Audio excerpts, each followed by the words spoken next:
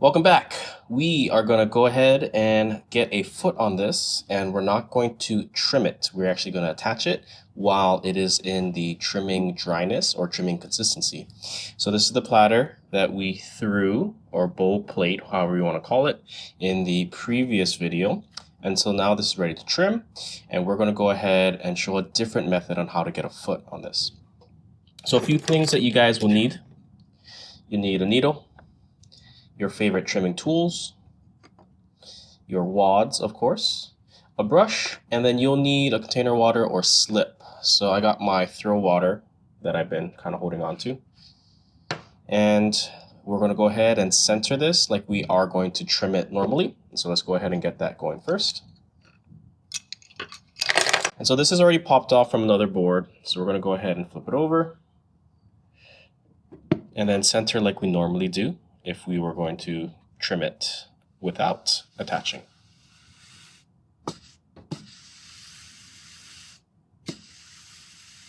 Okay, so tap centering, there we go. I got my wad to secure. So I don't need too much because this is a fairly flat and wide piece. So if you wanted to use more clay to anchor, that's up to you.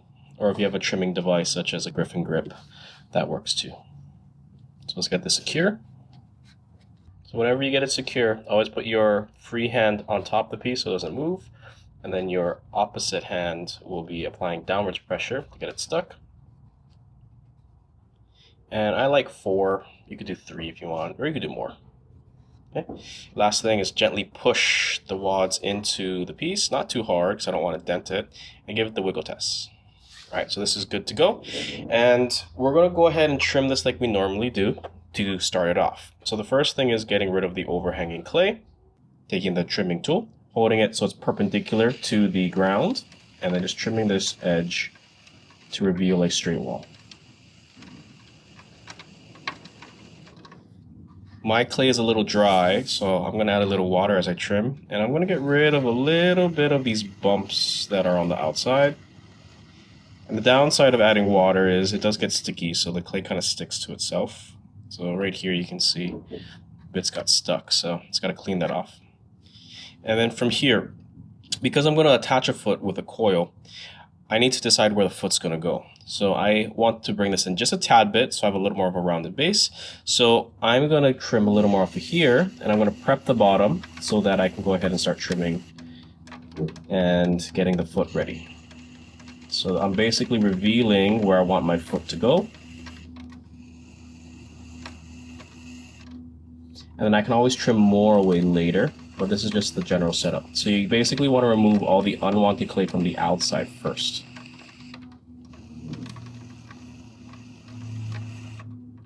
Okay, so right there looks pretty good. Now I'm going to go ahead, get a coil ready, roll it, and then we're going to go ahead and place it on here and then line it up.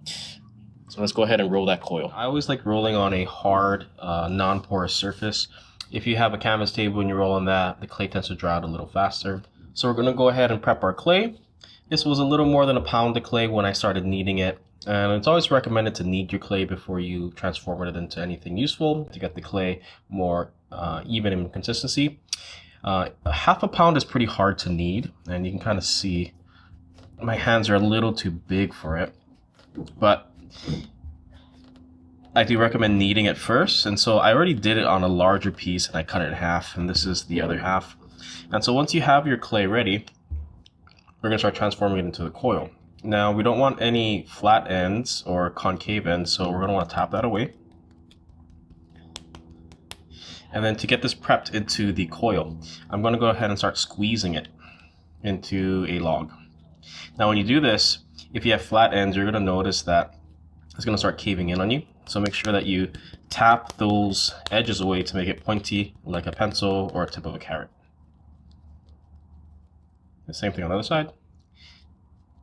And very similar to when we throw, if the tip of your coil is flat or caving in, when you roll it, the sides will always expand faster than the middle, causing this to divot. So you always want your ends of your coil to be pointy like a carrot so that you don't create those divots.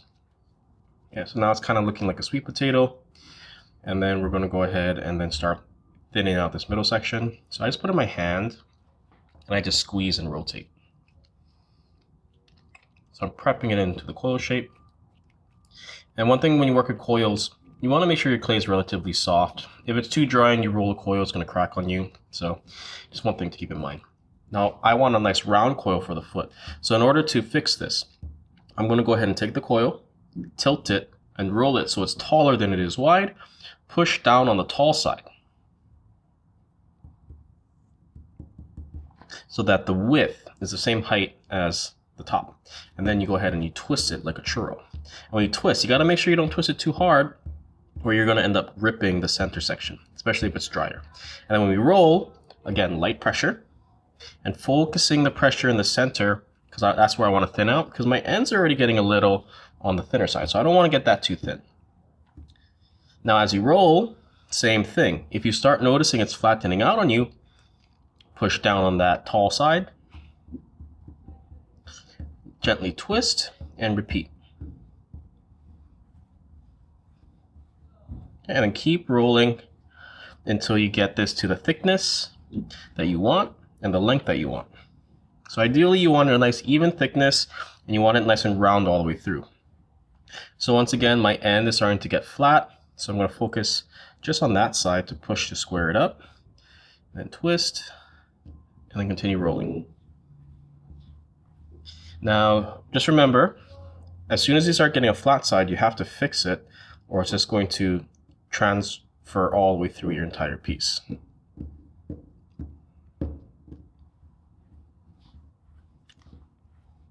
All right, and then you just keep rolling, and I'm going back and forth, really focusing on the thickness to make sure that this coil will be perfect for my foot that I add to the bottom of the platter. All right, last thing is the bend test. You want to make sure that this can bend without cracking. So you take your coil and then you start forming it into the general shape that it needs to be. And if it doesn't crack, then you're golden. If it starts to crack just a tad bit, it's a little too dry. And if that's the case, you want to rehydrate your piece with wet newspaper. So I'm going to go ahead and get some wet newspaper and show you the easiest way to hydrate this piece. So I had a sheet of newspaper. I crumpled it up, dunked it in container water, and squeezed all the water out because I don't want it dripping wet. And then I'm going to open it up, push this to the side, and open it up gently because I don't want this to rip. And then you basically take your coil, put it on one side, and just like you're making a sushi, you're just going to go ahead and roll it up. At this point, you could spray a little bit of water, and then roll. And then you can either slip this into a bag, cover it up for about 5 minutes, or put a bag over it. But basically, you want to keep this airtight.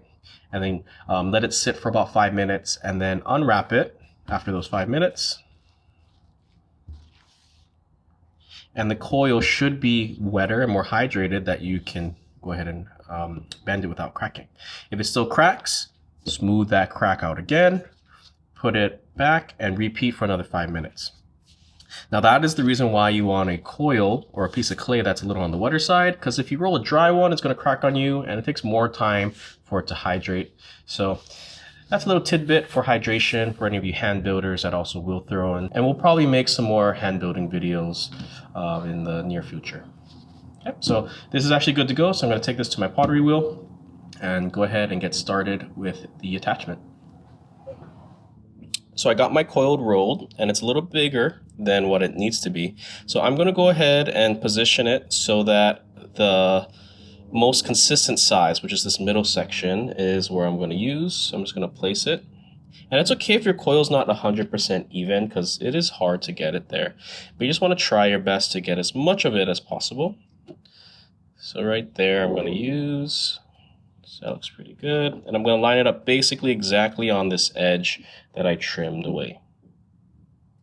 Okay, I don't want any of this, so I'm just going to rip that off.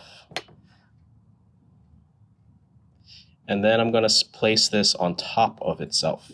So from here, once I line everything up, I'm ready to cut through this to remove the excess. So I don't recommend you cut straight down. I recommend you cut at a 45-degree angle or slightly more than that. Now you can use your needle to cut, but I always use the analogy, using the needle, it's round, it's like cutting a piece of bread with a rounded stick. So instead you should grab a X-Acto knife because it is sharper, set your angle, and then just cut straight down through both of the coils. Okay, peel away the clay you don't need. And then your beveled edges should line up very nicely. It's a little bigger on one side, but I'm going to end up adjusting it in a tad bit. And from here, I'm just going to go ahead and line it up a little more. And I'm going to take my needle tool. I'm going to spin the wheel. And I'm going to generally mark where it's going to attach so I know exactly where to scratch and score. So I'm going to take my coil off at this point. Put it on the side, and now I can start scratching and scoring this area. So I can take my needle and just kind of do zigzags. And this will take a little while. So if you do have a scratch and score tool, now's the time to bring it out, and I'll show you what that looks like. Okay, this is a scratch and score tool that I like. It's very similar to like a rake, and it has a bunch of little small wires. And when you scratch and pull, you create a lot more marks than with a needle. So I like this because it just takes a lot of the time away from scratching, and it just speeds up the entire process. So if you are going to be making mugs or any attachments as you throw, I highly recommend you pick one of these things up.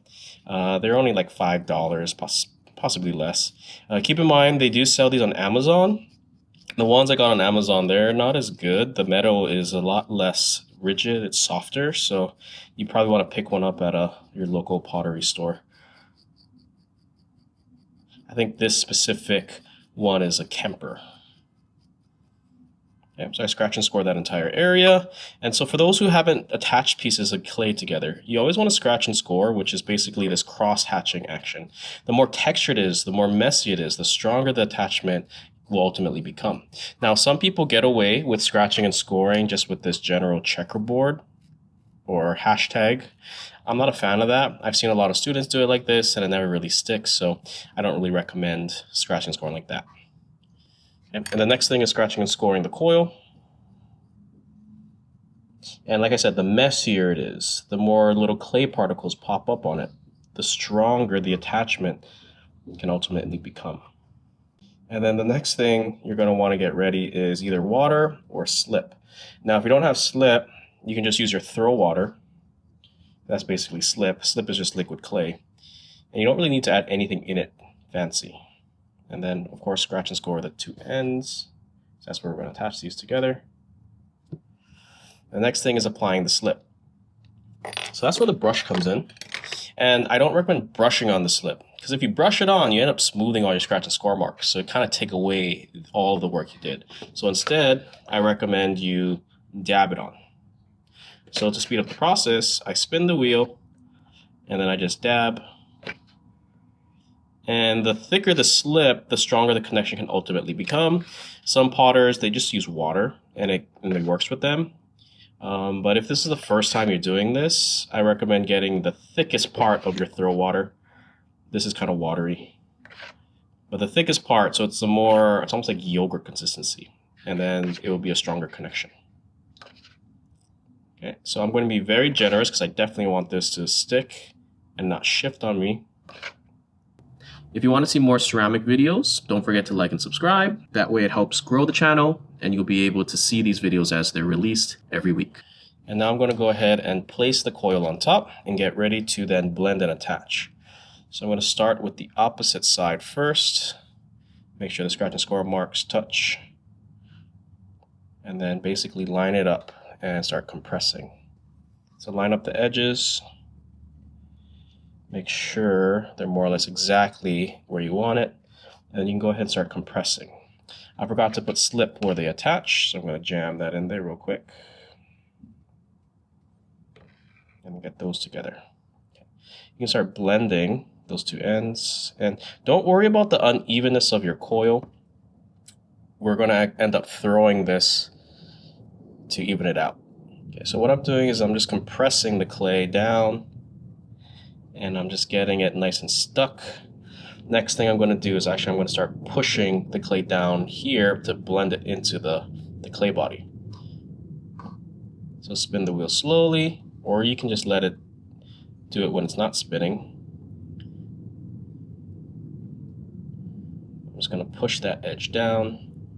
And I'm going to have to go back again because I missed some spots.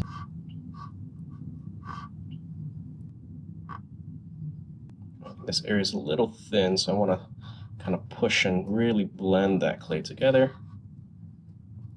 So the more secure and stuck this is, the easier your next step will be. So really make sure that you push it down and compress. And the next thing is compressing the outside. So it's always good to do both sides. Now some people get away with just plopping it on and start throwing it, but I like to take the extra step, especially if this is your first time trying it. Go through all the steps, and then as you do this more, you can remove steps that you feel were not needed. Okay, so that looks pretty good. So first thing is I'm just going to compress, and then before I do anything, I'm just compressing and making sure that this clay is fully blended, because I don't want to do anything to this in terms of pulling or thinning until everything looks perfectly blended and secure. So below where I attached it, I'm going to add a little water. And ensure that it's nice and blended. And one thing to keep in mind, my clay was a little on the drier side. And so if your clay that you're attaching, in this case the coil, is really wet, and your clay that you're trimming is really dry, you may have some cracking issues. So ideally you want your leather hard trimming piece not too dry. Okay, outside looks decently blended. Now let's blend the inside.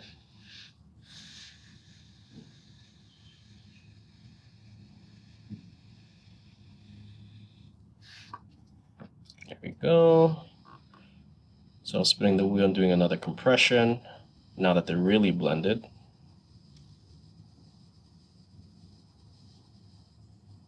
And that is basically attaching your foot. So at this stage, you can play around with it, and I'm going to thin this out just a little bit more. So this is a little too thick for me, so I'm going to go ahead and cut a little bit off of it. And that way it will level out.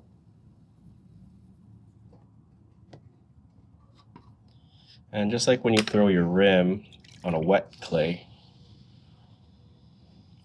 you're just leveling it out.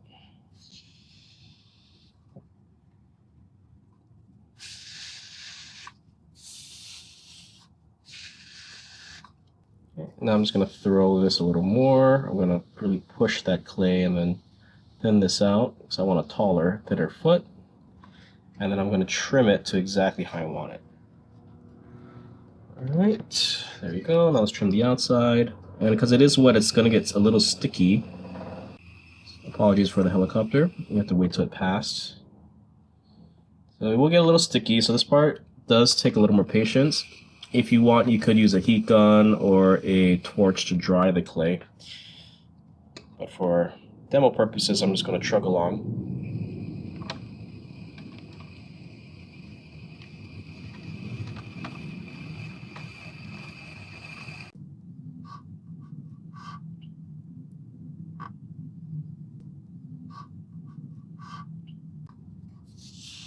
Okay, outside looks good.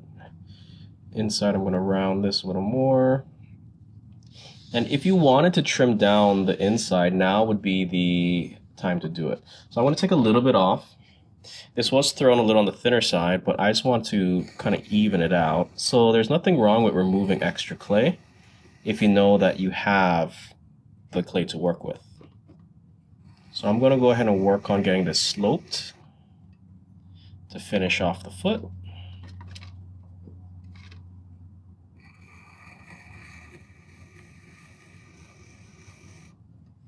There you go. Now that's a cleaner edge.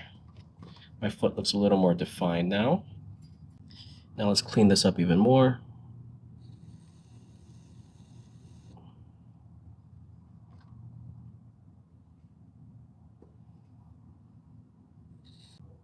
Right, and then let's get that undercut back in on the outside.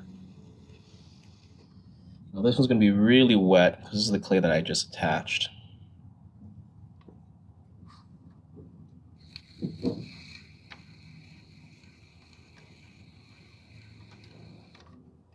So definitely take your time.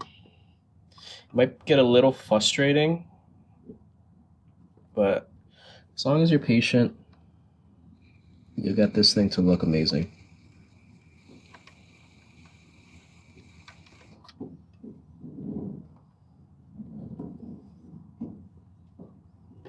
Okay, I'm going to trim away all that excess clay that got stuck. And I have a little more to touch up, but that's basically it. Very thin. So I'm going to take a little bit off of the outer edge to kind of get that slope back.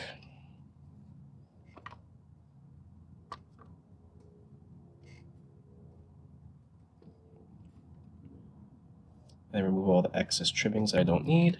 All right, let's clean this up.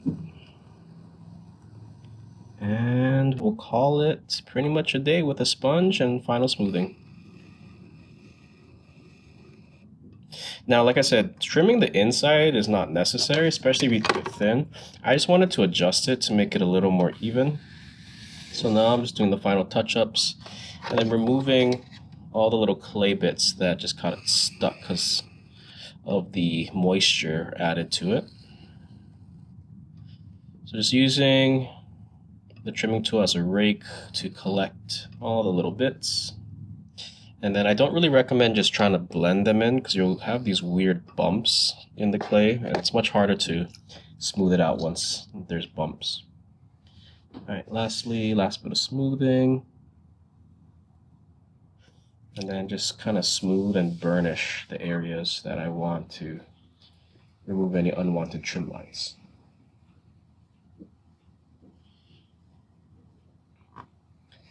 All right, and then there we go. I have my attached foot. And this works really well if you want a really, really tall foot. I wanted to add another ½ inch to it.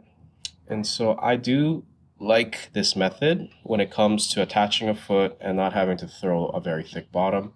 It does save you clay and trimming. It does take a little more time to attach, but I think the final outcome does look pretty awesome.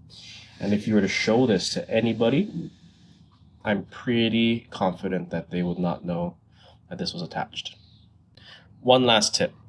Because the clay that you attached is going to be most likely wetter than the clay that you trimmed, I do recommend you cover this in a bag and then let it kind of equalize in dryness over the next 1 to 2 days. And so that's the only downside is it does take a little longer for this to kind of dry and settle.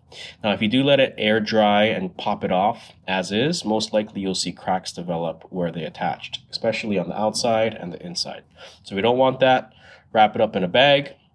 And if you do that, definitely pop the wads off before you do that. Wrap it up in a bag and then let it sit for at least a day or two before you let it air dry to get ready for the kiln. But other than that, I have my piece. I'm going to go ahead and wrap it up in a bag, let it sit, and then we'll see how it looks in a day or so. So here's the platter that we attached the foot to yesterday, and I didn't follow my own advice, and I forgot to wrap this up. And it was sitting out overnight, and it did dry quite a bit. But one good thing is it did not crack. So because I really compressed it, added water, and I trimmed away the excess, it helped reduce the chance of cracking. And I could potentially leave this out overnight, again, to let it air dry completely before I could put it in the kiln. And that's basically it. Thanks for watching, guys. I'll see you guys in the next video. If you want to see more ceramic videos, don't forget to like and subscribe. That way it helps grow the channel and you'll be able to see these videos as they're released every week.